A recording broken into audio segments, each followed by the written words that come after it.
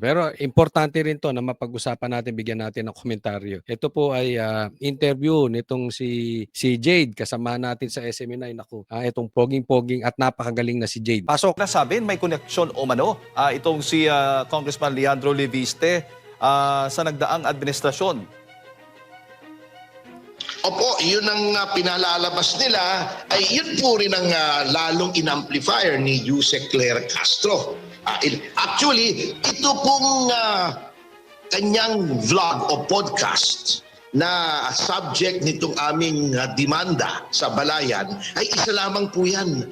May 15 na po na mga vlogs si Auntie Claire na walang ginawa kundi sirain ang reputasyon ni Congressman Leandro Leviste. At ito ay nagsimula lamang noong inilabas ni Congressman Leviste yung tinatawag na Cabral Files. Kaya pag-usapan natin tong harassment na ito. Kasi itong si Claire Castro, hindi ko alam kung crush. Crush niya ata to si Leviste. Sabagay, hindi ko rin siya masisi. Gwapo rin to si Leviste talaga. Pero ito'y binablog niya. Una, dapat kasi talaga ang spokesperson ng presidente hindi na nagbablog. Ako, maling-mali talaga yan. Kasi nagiging attack dog na lang. Di bali sana kung information lang. Halimbawa, pinapakita lang niya yung plano ng presidente, okay lang yun. Pero pag binabanatan na yung mga kalaban, di umano, kahit hindi naman talaga kalaban, nagiging attack dog. So, hindi dapat siya nagbablog. Pero ang kine-question dito, yung patuloy niyang pagbablog, nakakinsing topic na kay Leviste. Simula lang nung nilabas ni Leviste na sinabi niya, hawak niya ang Cabral Files. Tingnan niyo kung paano binabaliktad. Ganito po ang mga adik. Gawain ng adik ito. Hindi ko sinasabing adik si Claire, pero ito ay galing sa gawain ng adik.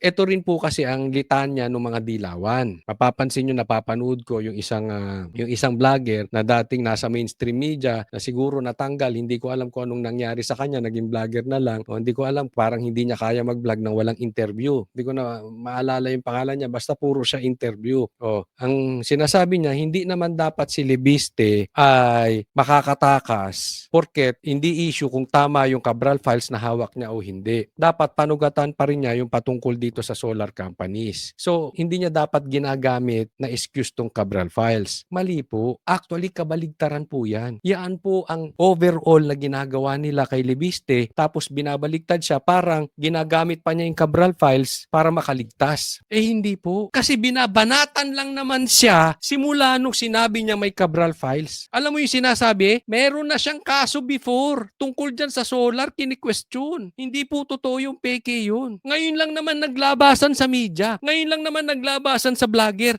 Ngayon lang naman binabatikos yung solar, etc. Hindi ko na po i-discuss yung legality niyan dahil napaliwanag ko na dun sa nakaraang vlog natin nung Biyernes ata. Search nyo na lang. Ang pinag-uusapan natin, binabaligtad. Kasi nga, ang binanatan lang siya after niya ilabas na meron siyang Cabral Files. So kabaligtaran. Kaya siya hinaharas ng mga to. Ayaw nila na hawak ni Leviste yung Cabral Files. Ayaw niya nilang magsalita si Leviste. Pati yung DOE po, nagtataka kami, 2003 pa daw yung problema, 2004, bakit ngayon lamang inilalabas? Ngayon, di ba? Exactly. 2003, 2004. Ngayon, giingay. Yung mga vloggers ba nila, diniscuss yung sa solar? Hindi. Ngayon, binanatan. Binanatan ba ni Boying Rimulya yung dati? Sabihin na natin hindi siya sa ombudsman. Bakit hindi niya sinumbong? Hindi siya nagsalita. Si Claire ba binanatan? Ang tagal niya nang nakaupo. Ano yun? Nagkataon lang? Timing lahat? Tapos meron kayong panggalaw? Yung mga buong mga Martin Romualdez vloggers, binabanatan ngayon? Nagkataon lang? Sabihin nyo, hinaharas nyo para hindi ilabas ni Leviste. At kung sakaling ilabas niya, hindi nyo siya napigilan, sira na yung kanyang credibility. Gets? Nagtataka po kami, sabay-sabay po yan Umpisa nung naging kritiko ng pamahalaan si Congressman Leviste, isa-isa na po yan, DOE, Ombudsman, pati na si Auntie Claire na hindi naman talaga niya trabaho yan kung tutuusin sapagkat siya ay presidential spokesman. Ayan.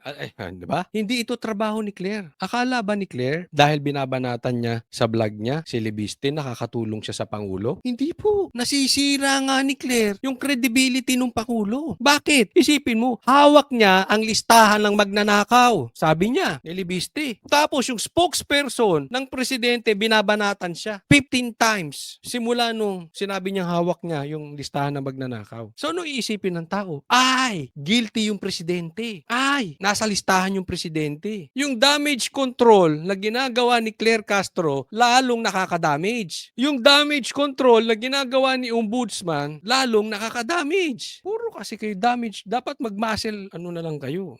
Ay nagtataka po kami kung bakit they're all ganging up on Congressman Leviste. Po. So ang ibig sabihin na possible po, attorney, sa nakikita po ninyo, yung magiging senaryo nito ay matutulad doon kay Congressman Kiko Barzaga na matanggal dyan sa Kamara. Parang ganun po, attorney.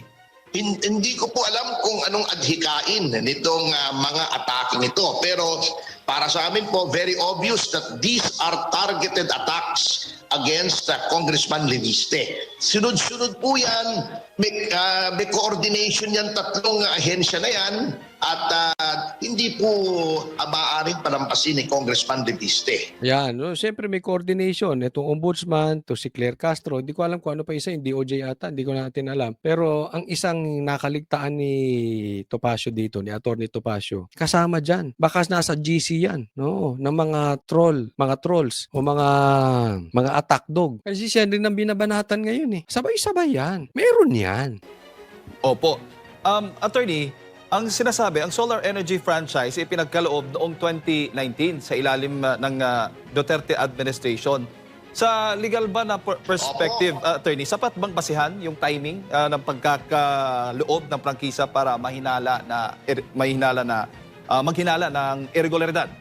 Yan, isa pa yan. Kasalanan na naman ng Duterte. Ito po yung dinidiscuss ko po sa inyo kanina. Sa tagal ko pong nagbablog, nitong panahon ng administrasyon ni Bongbong Marcos, alam ko na yung script nila. Alam ko na yung strategy nila. Itong nangyayari kay Leviste, it's the same script. Napanood ko na ito eh. Pasa na naman sa Duterte. Kaya sinasabing ganyan dahil Duterte. Anong punto nila? Nabigay daw yung prangkisa 2019. Pag-usapan natin anong sagot ni Topacio. Kasi 2019 panahon ni PRRD.